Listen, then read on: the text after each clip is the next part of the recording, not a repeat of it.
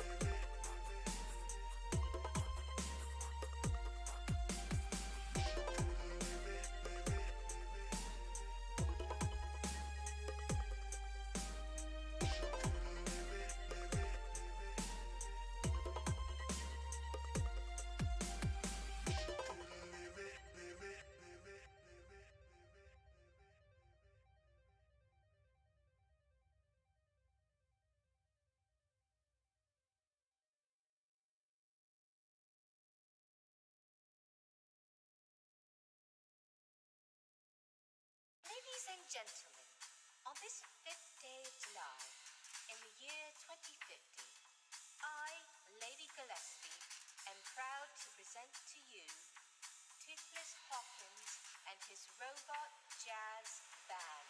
A 1, 2,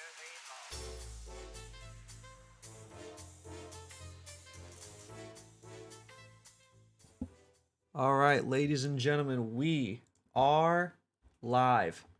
What is up, sports fans? We are back. The Scotty Might Know podcast, the world's most okayest sports podcast, is back. And oh my goodness, has it been a crazy week in sports. So we Didn't do an episode on Monday because I wasn't sick, but I was like super just drained and did not have it in me to put together any sort of quality episode. And so now we're here, and my goodness, has a lot happened. Now, see, if we had done an episode on Monday, a lot would have still happened. So what has gone on? Let's catch up. Leading story, most recent story. Kevin Durant gets traded from the Brooklyn Nets to the Phoenix Suns. Now, this trade is huge for the NBA. It shifted all of the odds across both conferences. Obviously, when a player of this magnitude, when one of the 20 greatest players, 15 to 20 greatest players in NBA history gets traded, that's going to happen. And it what it does now, let's talk about the impact of both teams. The Suns are in a position of now they are the de facto favorites in the West, right? And so you have this situation now where you have Chris Paul, who has been hunting for a championship forever, Devin Booker, one of the better scorers in the NBA, and then Kevin Durant, who is one of the ultimate scorers in NBA history. DeAndre Ayton, who can play some defense and can get it done on the offensive end at center. And then you traded Mikal Bridges, but they've got a couple of options to throw down at the 4, or you can have Kevin Durant play the 4 and shift some guys around in the top half. And so you have a team that I think didn't lose a ton. The fact that that's all the Nets got for the deal is crazy to me. Like, the fact that that's what they accepted for Kevin Durant is unbelievable. It shows that the Nets GM is bad at his job, essentially, is what I would say. That you can't only get that for Kevin Durant. I mean, oh, we got 4 first round picks, but the Suns are going to be good. And so it's the Suns 4 first round picks, and it's 4 first round picks that'll be while Devin Booker and DeAndre Ayton are there. Obviously, unless they get traded, but as long as those two guys are there, that team's not going to be bad. You're not going to be getting any high draft picks. And then who they get? They get Mikal Bridges, and I need to bring up the details of the trade.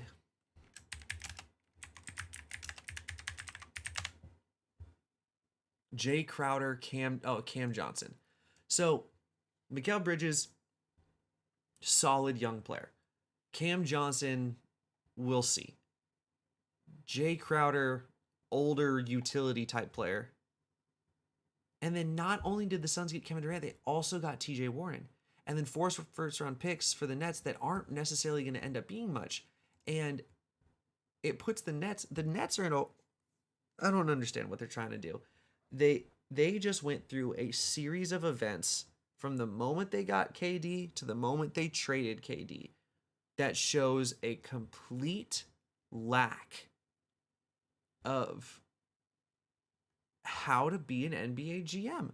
That was the worst. What is it? How long has it been? 2019, right? Was when the Warriors lost to the Raptors in the finals. And then he goes to Brooklyn. Yep. So 2019 to 2020 to 2021 to 2022 and now to 2023. That was the worst 5-year span of a GM that I think I've ever experienced in my lifetime in all of sports. The worst performance by a GM in a 5-year span I have ever experienced.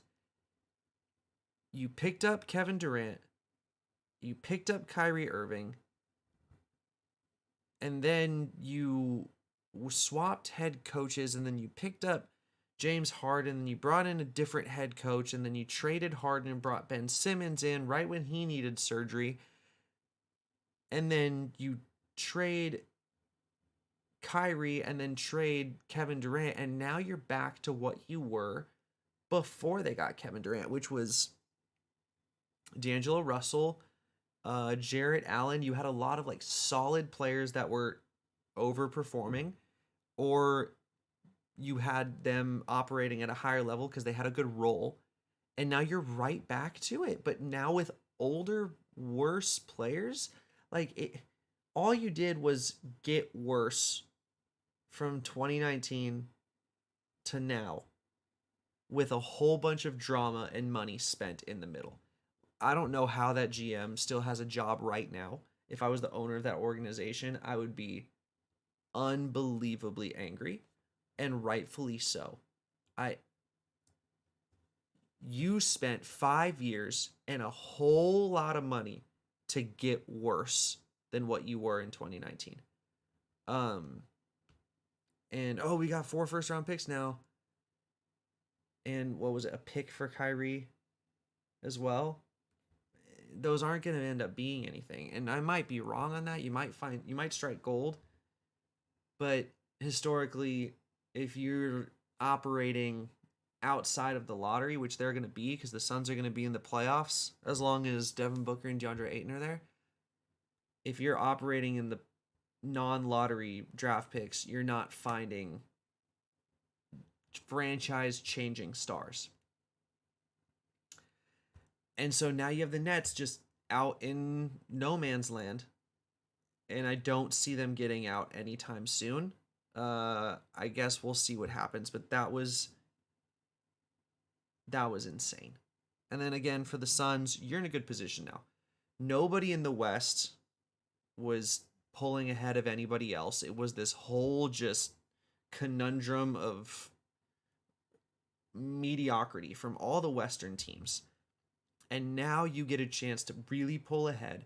You have now the most star power, and you get to make a run now. Now, when it comes down to legacies, if KD does not win this championship, then it's just all his career is going to be is a laughing stock of moving and not being able to win anything if he's not with Steph Curry.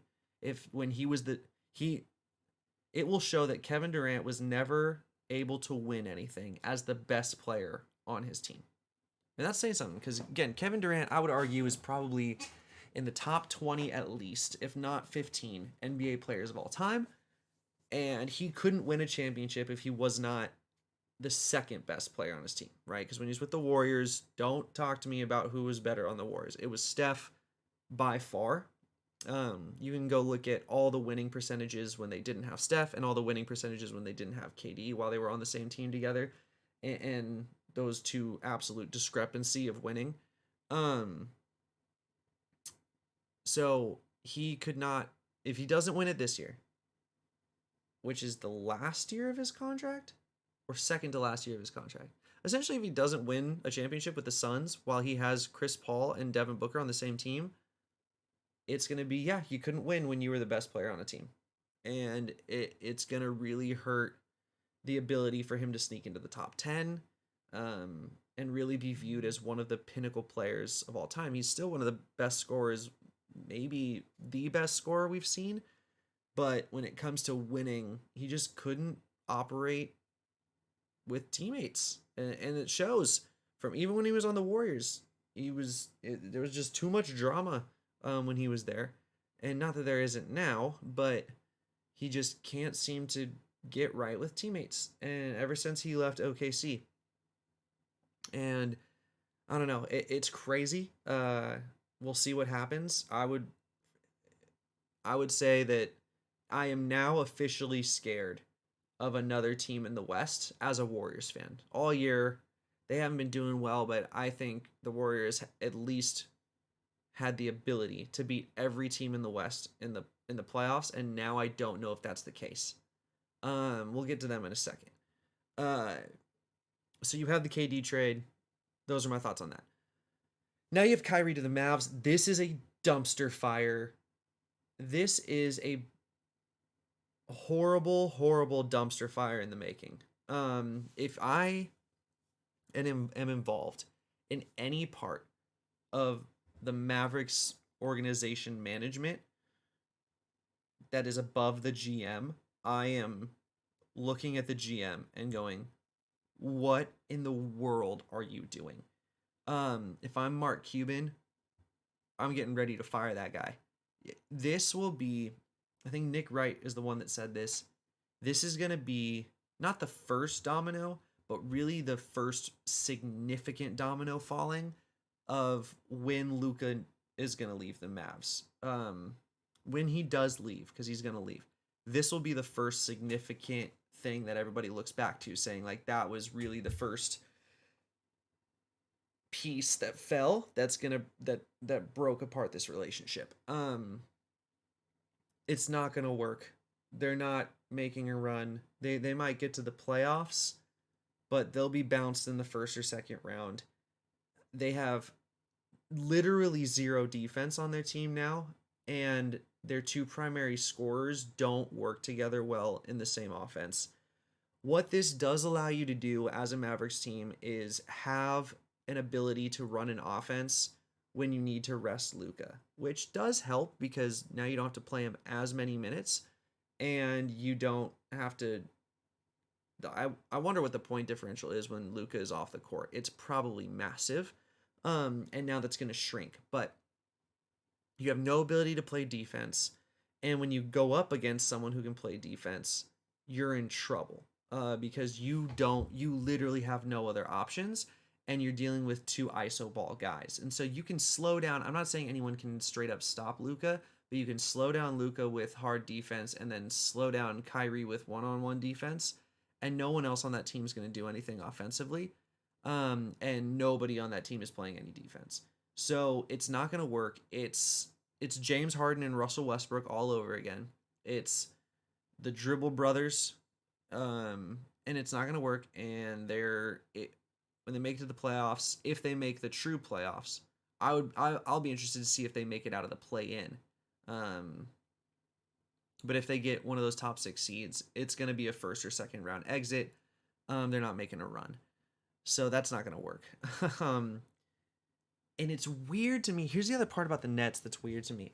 That Kyrie trade really seemed to me like they were getting pieces to still compete with Kevin Durant. Like to say we're keeping Kevin and we're getting pieces to compete. Like Spencer Dinwiddie was a great add. Here's a defensive guard who can score. He's not the Kyrie scorer, but he can score and he can shoot okay. But a defensive guard who can pass and can score at an okay rate. And now you have Ben Simmons and you still have Kevin Durant. And that's a team that can compete. And so when Kyrie got traded, I was like, ooh, I think the Nets got better. And I would put them as my personal favorite to get to the finals at that point. And then they said, never mind, we're not doing that. And we're going to trade KD for a lackluster package of people where we're now just going to be in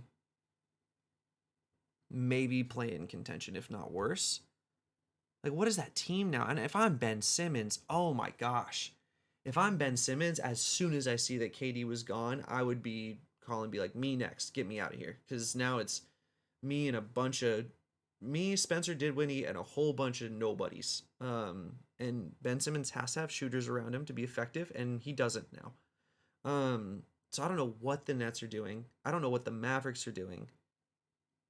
And the Suns are in the best position in the league. Because now you have the Jaylen Brown injury. Nobody else in the West. I would say the Suns are in the best position in the league now to bring home the championship, but they also have the most to lose legacy-wise. So that's Kevin Durant and Kyrie. Then you have all the stuff with the Lakers, right? So Russell Westbrook goes to the Jazz, which I know for a fact he hates that city. I know for a fact he hates Utah. He has had so many problems with fans in Utah over the years. He's got to be reeling. And it's going to be interesting to see if the Jazz buy him out and then release him. Because if I'm him, I'm not playing a second on that court after what I've been through with those fans. That is crazy to me that the Lakers did that. Um, and then Mike Conley goes to the Timberwolves. Is all part of that 3-team trade, and now you have D'Angelo Russell back on the Lakers.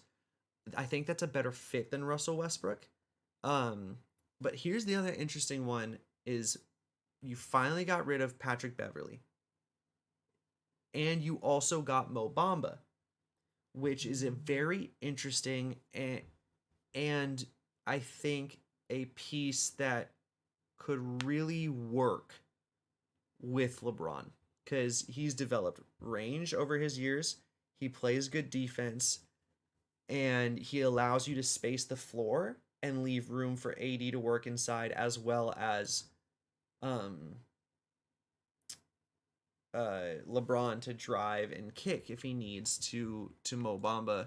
Um I just wrote down something in my notes so we can talk about it later. So Mo Bamba and D'Angelo Russell, those two pieces just spread the floor out. That's really, I'm not gonna say that D'Angelo Russell is a better player overall than Westbrook, but he's a better fit for the Lakers. And Mo Bamba fits very well as well. So the Lakers jumped up some pegs in terms of ability to compete for a championship. Pretty much we did the tiers of how necessary is a trade for your team to have postseason success, and we put the Lakers in the must trade. They did it, and I think they got better because of it. And they got rid of Patrick Beverly, which is always a good thing. If you can get rid of Patrick Beverly, if you can get Patrick Beverly off your team, it's a great thing every time. Um, so the Lakers got better. The Suns obviously got better. The Mavericks got worse, and the Nets obviously plummeted off the face of the planet. John Wall leaving is interesting. I didn't see that one coming. They go get Eric Gordon. And my question there is kind of a why. I think the Clippers got worse.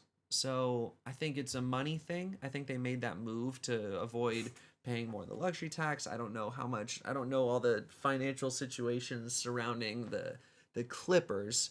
But my guess is that's why you did it because you got worse. There's nothing about that made you better.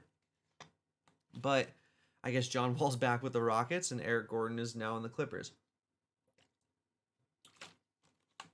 Josh Hart going to the Knicks is cool. I think he's going to have a good spot there. I think the Knicks got a little bit better. Knox briefly going to the Warriors and then the Warriors flipping that for Gary Payton. I was so excited about this because obviously as a Warriors fan, this was my favorite trade of the deadline. And not only does it help us and make us better, it cheapened up our roster because it also involved getting rid of James Wiseman, which I'm not so sad about. This is his third or fourth. I think this is his third year, and he has literally done nothing. And I think he just needs to go to a new place and get more chances, and hopefully he pans out. Like, good luck to you, buddy, but I'm glad you're not on the team anymore. So you get cheaper as a roster. You save like $37 million over the next 2 years just by that trade alone. And then you bring in the fan favorite in Gary Payton II, who is a key factor in the playoff run and ultimately the championship that they won last year. I am very excited that they brought him back. Josh Hart to the Knicks is cool. The video of Jalen Brunson finding out was cool. Good luck to him. Mikal Bridges goes to the Nets. I mean, that's now your second star. That's your second biggest player with Ben Simmons, and I don't know what they're doing. Sadiq Bey going to the Hawks gets Trae Young some help. At first, when I saw the James Wiseman trade thing and I saw that the Warriors were getting Sadiq Bey, I thought that was awesome. But it turns out he was part of the 3-team thing. He's going to the Hawks, and then the Warriors turned it into a 4-team thing and got Gary Payton, and I'm happy with that. Obviously, Mo Bamba to the Lakers. And those are just kind of like the key people. It's just absolutely crazy. Um, that was a crazy day. Uh, and it all happened like, especially the Kevin Durant one. A lot of people are asleep when that trade goes through, just because if you're on the East Coast, you were most likely asleep when that happens. And so, New York, if you're a New York Nets or Brooklyn Nets fan, you went to bed like, all right, we got rid of Kyrie. We're better. We're in a good situation. Then I woke up and I would have been so angry as a Nets fan waking up this morning. Or was it this morning or yesterday? It was this morning. And that was just absolutely insane. Um all right. That was a long segment, but that's all the stuff that's gone down with the trades. We're going to talk the GOAT of basketball next, and what just happened this week, and what that means when we come back. So, Scotty Might Know podcast, we'll be right back. Quick break. See you in a second.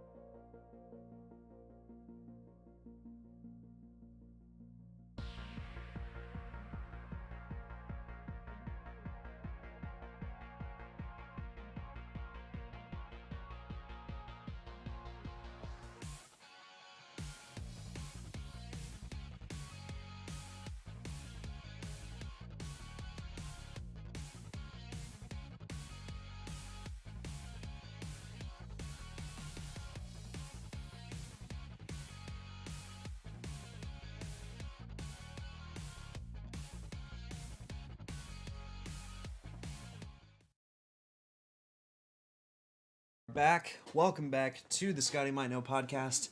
We just covered everything that went on in the crazy world that was the NBA trade deadline. Now we're going to talk the other side of the NBA. Huge, massive moment in NBA history happened this week. LeBron James passed Kareem for the most points in NBA history, in a career, and it was an awesome moment. It was really cool to see.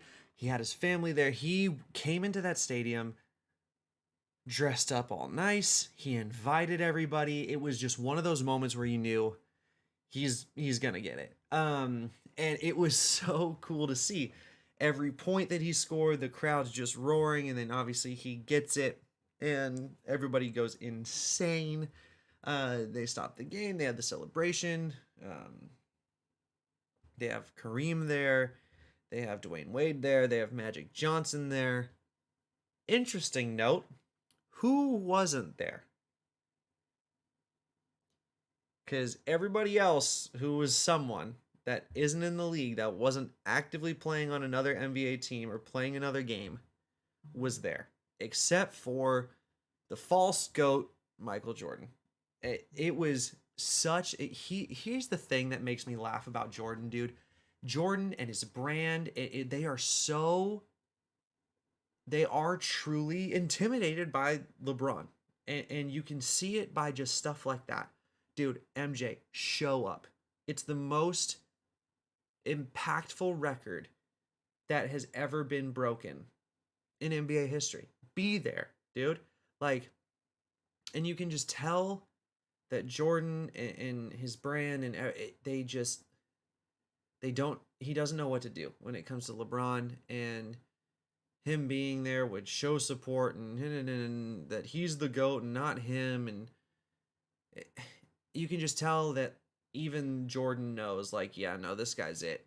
but all of NBA media is reversed engineered to make everybody hold on to the nostalgia that somehow Michael Jordan is the greatest player of all time, even though by the time he finished his career, I would argue he wasn't the greatest player of all time at that point either. It was Kareem. So that really made me mad. Actually, you know what? Let's talk about the two things that made me mad, and then we'll get back to the good. Michael Jordan not being there was a huge testament to his character. We all know he's not the greatest guy overall. Anyway, and number two, what in the world was up with Anthony Davis? That was wild. He was the only person in the stadium like sitting down. He didn't celebrate it. Now there's some theories and rumors that before this game he found out that his name was swirling around in trade rumors, trade possibilities. And so I think he was mad and disconnecting from the team. But you don't act like that, dude. Like, you don't act like that in that moment. Doesn't matter what you think about what's going to happen with whatever, that you support that. And that was dumb. And I think the Lakers should have traded him. I really do. I think they could get a haul. I think you maybe call up the Nets and be like, I heard you trading Kevin Durant. Kevin Durant for KD straight up. My problem for your problem. And that would have been really fun to see. But here is the most impactful part about LeBron passing Kareem. At this point now, if you are anybody but LeBron GOAT person, actually, you know what? No, I will. I can see why you would argue Kareem. I can even see why you would argue Kobe. At this point, if you're going to argue Michael Jordan as the greatest basketball player of all time, it's now up to you to provide the evidence of why. Because you can now not just present, well, it's this. You can't just point to anything in Michael Jordan's career and have it be the answer. Well, he's got 6 rings. Okay, Bill Russell has 11. So why does that make him the GOAT? Oh, well, he's one of the greatest scorers of all time. Okay, but LeBron literally has the most points. And Michael Jordan is closer to Paul Pierce in career points than he is to LeBron James. And Kareem is number 2. Ah, well, he has the most MVPs. No, he doesn't. He does not have the most MVPs. Kareem does. Oh, well, he's, the best defender. He's one of the no, he wasn't even the best defender on his own team. He wasn't even the second best defender on his own team. The media just decided to give him Defensive Player of the Year awards when he was guarding shooting guards all year that you can't name, and Scottie Pippen was taking their best point through wing, and Dennis Rodman was guarding the best front court player. So he wasn't the best defender on his own team. Oh, well, he was the greatest winner. No, he spent years proving that he could not win without significant and substantial help. Oh, well, the competition. No, don't even get me started on the competition. LeBron beat one player. Sorry, Michael Jordan beat one player in the finals in the totality of his career that is in the top 20. Maybe even further than that. And that's Magic. And he beat Magic when Magic was at the end of his career. He beat one guy in the finals that you could say is in the top 20 players. LeBron has beat 3 at least. Hold on. Steph, Tim Duncan are both in the top 10. Kevin Durant, top 20 at least, if not top 15. I'm trying to rack through. There was really no one on that Heat team that was. I mean, Jimmy Butler's the best player, and he's probably top 40, maybe 50.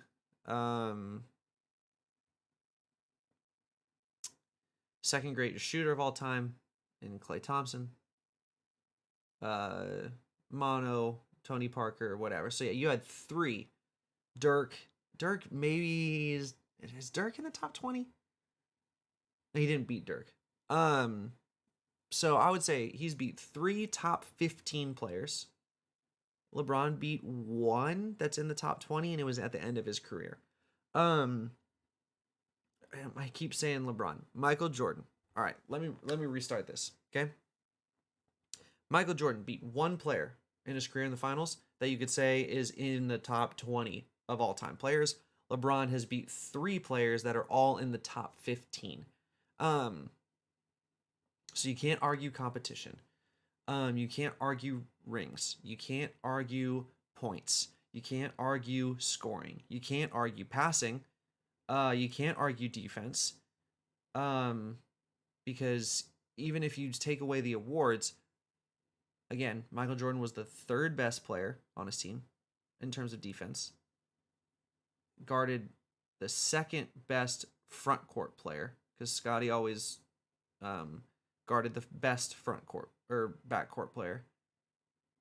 And LeBron has always guarded 1 through 5. Give me their best player on the court, doesn't matter where he's playing, and I'll defend him. So you can't argue defense. You can't argue teammate. Jordan was a horrible, horrible, horrible teammate. LeBron has only ever uplifted his guys and made all the guys around him better. You can't argue doing it by yourself because Michael Jordan couldn't do anything by himself. You can't argue coaching because Michael Jordan had one of the 3 best coaches in NBA history. You can't, like, at this point, it is up to people that are Michael Jordan stans, that he's the greatest player. It is now up to you to present the evidence because I don't see it. I don't see a path where Michael Jordan is the greatest player. Is he at least top 5? Sure. I have him 4th. A lot of people have him 1st. I could realistically see him getting all the way up to 3rd. But I can't put him above Kareem, and I can't put him above LeBron. Ever. And so we're going to start the Case Against Michael Jordan series, and I'm going to ask for people's inputs. Why is Michael Jordan the greatest player ever? And then we're going to sit through and we're going to look at these arguments and see what validation they hold. And so if you're watching this, put comments about why Michael Jordan is the greatest. I'm going to bring people on to those episodes live and let them present their cases and argue them, and we're going to see what happens. But I just don't see it. So now the scoring has been taken away from Jordan as the GOAT. And LeBron is now cemented at the top. It's not only is he the greatest player to ever play, he's the most talented basketball player to ever touch the court, but he also has now had the greatest career. You can't find one attitude issue, problem outside the court. You can't find a single arrest or close to arrest or problem. He has only donated and given back. He is probably the sports figure that has donated the most throughout history. The greatest basketball career, and one of, if not, I would say the greatest sports career of all time. Just when you encompass everything that it is to be a sports icon, he has now had the greatest career, and I still think we have a couple years left. Now, to the record specifically, this is now 2 records, and I think I said this in the last episode. This is now 2 records that have been set in recent NBA history that will never be touched again, and that's Steph's 3-point record and LeBron's scoring record. Because let's think about this, right? I am going to, can I? Oh, I can make this big. Perfect. Let's look at this. Ooh. Let's do some math, and I am in the way of the numbers, so we're gonna move me real quick. Oh, we're gonna move all of me, just not just the frame. There we go. And I'm gonna have to fix that in a second, but we're gonna leave that be. Boom. Okay, I'm going to be over here. So, LeBron's scoring right now is 30 points per game. That's going to slow down. So, he is at we're going to do some math here. All right? I need okay, good. Oh, stay over there. Cuz what I want is LeBron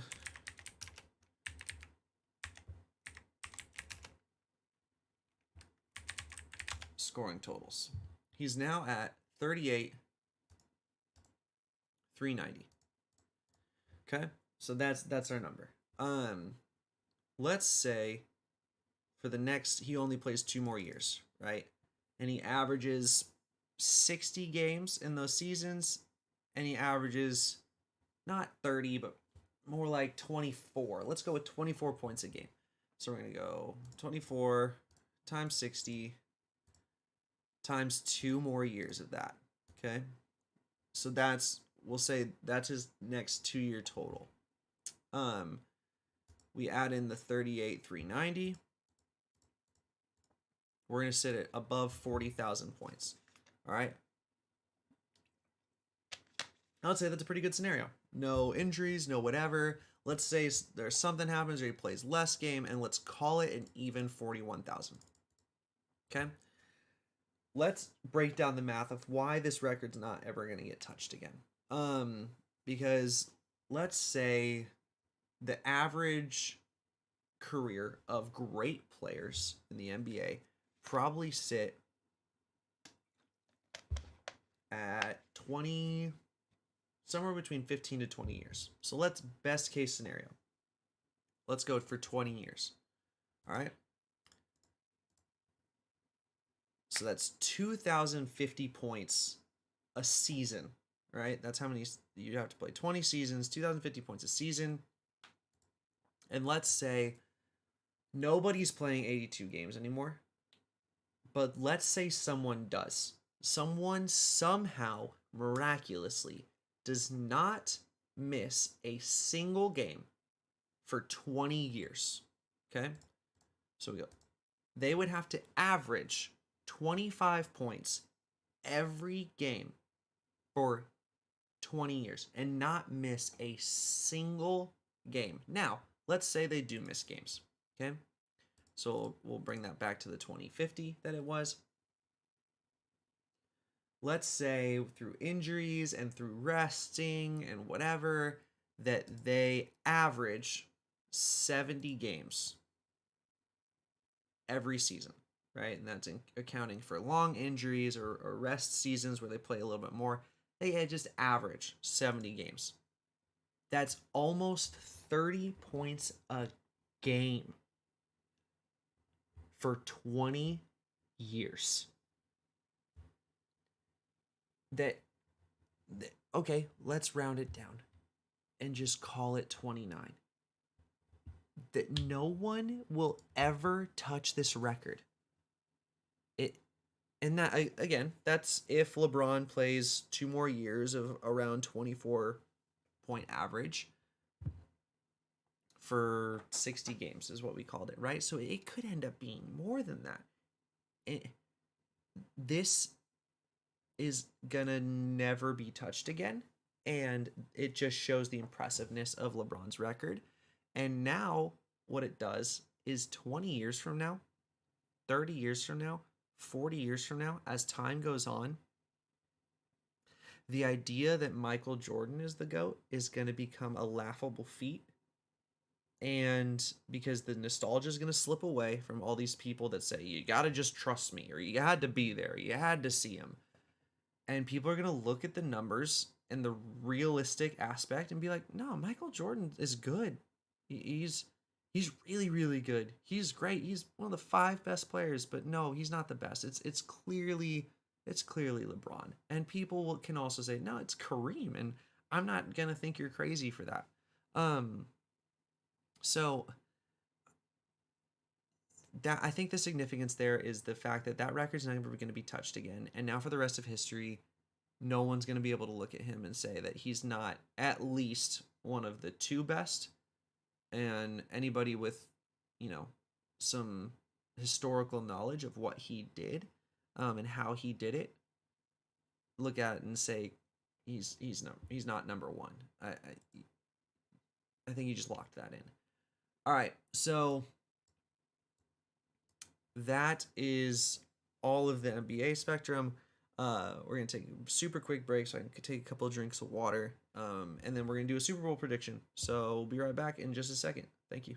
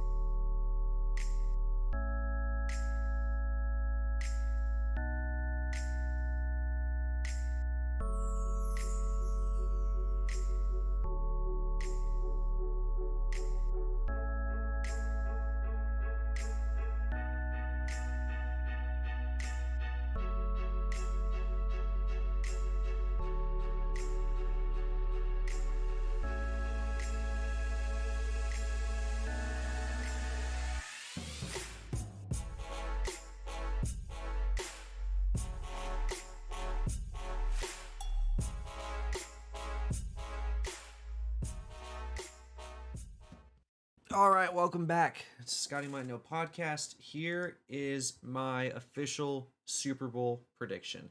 So, like I said in my last episode, I think it's going to end up being a blowout. I think the Chiefs are going to win by somewhere between 2 and 3 touchdowns. I said 17. And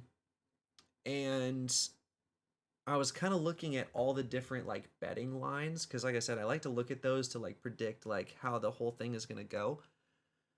Patrick Mahomes is going to have close over three. I'll say over 300. I think his line is like 280. I'll say 300 yards. Travis Kelce's going to score a touchdown. The Kansas City offense is going to go ham on this Eagles defense, and that's because the Eagles defense hasn't faced a legit quarterback since like week 3 when they faced Minnesota.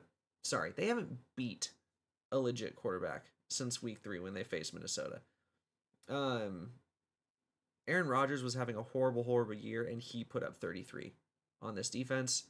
Dak Prescott had his way with them in their second matchup. They're going to get worked by Patrick Mahomes, Travis Kelce, and the rest of this Kansas City offense. And then I think Jalen Hurts is actually injured. And it's going to really affect what the Eagles are able to do on offense. And I think whatever his passing line is, he's going to get the under. He's not going to throw the ball well. He's going to get pressured all game. He's going to be running around. He might end up with a ton of rushing yards. But it's not going to go well for Philadelphia. My official score prediction, I will say Philadelphia gets to 17. Kansas City will get to 34. And I will say the end result is 20 to 41, which is a lot of points. But no, I'm going to bring that down. I'm going to stick with my 17 vote. So I'll say 37. I don't think Philadelphia is getting to 20. 17-34 is my final prediction for the Super Bowl. Kansas City wins 34-17. And like I said, Travis Kelce is going to be a huge part of that. I think Pacheco has an interesting aspect to this game. And I think Jalen Hurts is going to be running for his life and not going to be able to throw the ball well. Devontae Smith's not going to be able to really do much because he's not going to be able to get the ball unless they throw like a lot of quick screens to him and maybe he breaks a play or two. But this Philadelphia defense is going to be like, oh, this is what a real quarterback is like. Because they haven't faced one in a very long time. And Patrick Mahomes is going to slice and dice this Philadelphia defense up, and they're going to blow the Eagles out. Lastly, Yu Darvish got an extension from the Padres. I think it was for 6 years, which he's old, right? Yu Darvish, I want to get this right, is 36. So essentially they said, we'll pay till you're 42. It's not the worst thing in the world, but because he doesn't rely on his fastball. So that's why I'm okay with this deal, because it's 6 years, 108 million. So that turns into 18 mil a year, which isn't a ton. That's gonna start to eat up towards the back end of his career, that contract. Like, all right, we're paying this dude that is gonna be a fringe starter and should be really just a bullpen arm, which I might be completely wrong on. Who knows? Maybe Yu Darvish just keeps dealing for all 6 years. Likelihood of that, not very good. So I like locking him up for the next 3 to 4 years. I wouldn't have said 6 if I was the Padres. I would have said, hey, you know what? We'll give you 4 years. We'll give you till you're 40. And then we can talk after that. But 6 years is a little too long for me.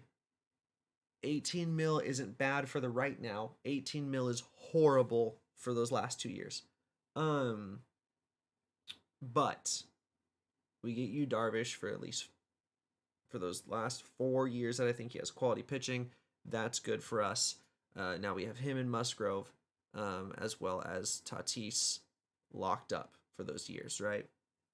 Now I think we need Machado in on that, and we need Soto in on that. So whatever we need to do to make sure that Soto and Machado and Tatis join, or Soto and Machado join Tatis, Darvish, and Musgrove on this road for the next 6 years.